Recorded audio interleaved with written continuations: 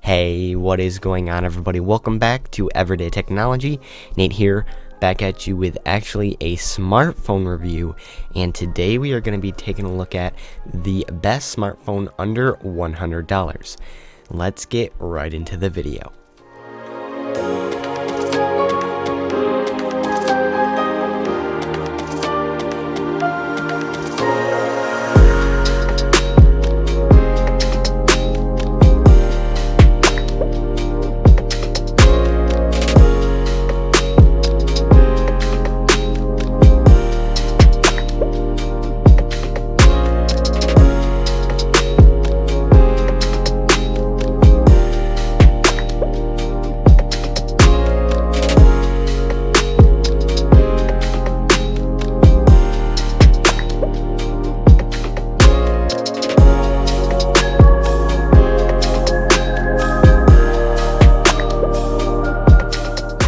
So here's the phone, the LG Phoenix 3.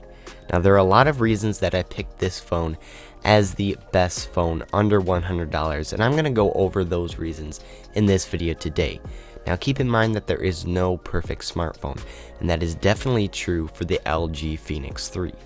This phone has a lot of problems, so much so that if they were seen on a smartphone above $200, it would be just unacceptable.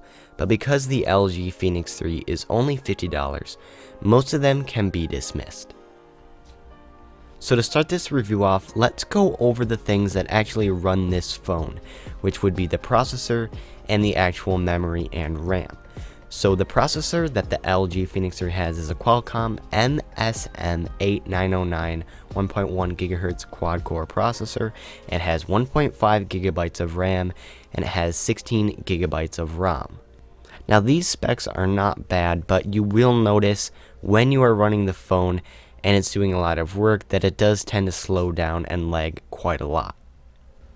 This phone also sports a 2500 mAh battery, which will definitely get you through your day, and it also has a 5-inch screen that has a resolution of 854 by 480 pixels. Now, by no means is the LG Phoenix 3's screen great. It does have its problems, but if you look at it straight on, it does get the job done pretty well. But as soon as you start looking at it from different viewing angles, you will definitely start to notice that this is not an OLED screen. It does get pretty bright though, and it also reproduces colors pretty nicely. I can't really complain. It's only a $50 smartphone, and the touchscreen is also very responsive. I have noticed that when I am double tapping the screen to wake the device when it is asleep, it doesn't always work. But other than that, the touchscreen and the LCD screen are all pretty solid for the price point of this phone. One thing that was pretty surprising with this phone is that there is actually no physical button on the front of this device.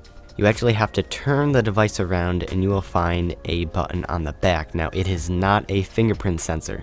This phone is not that crazy, but it is a pretty cool feature to have, and I actually really like where the button is placed because it is in perfect reach of my fingers. Right above the button is the camera with an insane resolution of 5 megapixels. I'm joking, guys. This camera is not really good at all. It doesn't even perform well in broad daylight, which is not a good thing and is definitely not a selling point for this smartphone.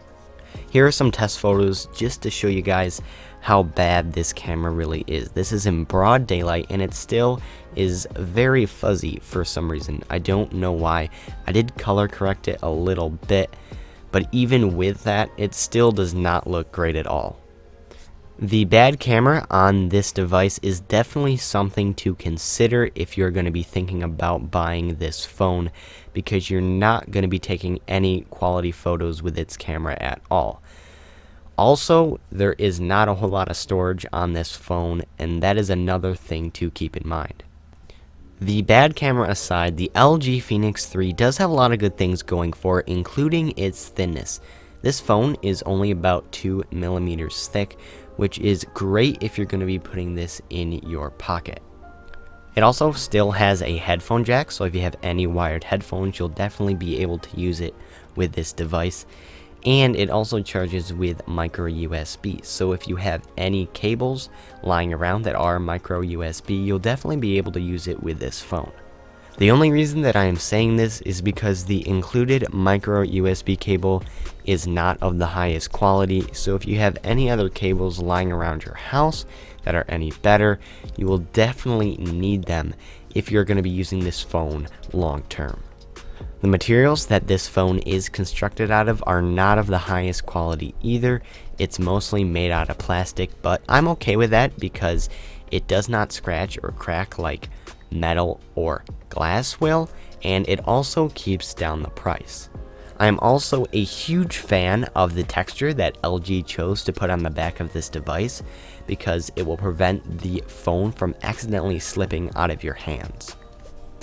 Even with all of the LG Phoenix 3's downsides, it's still a great choice for a budget phone.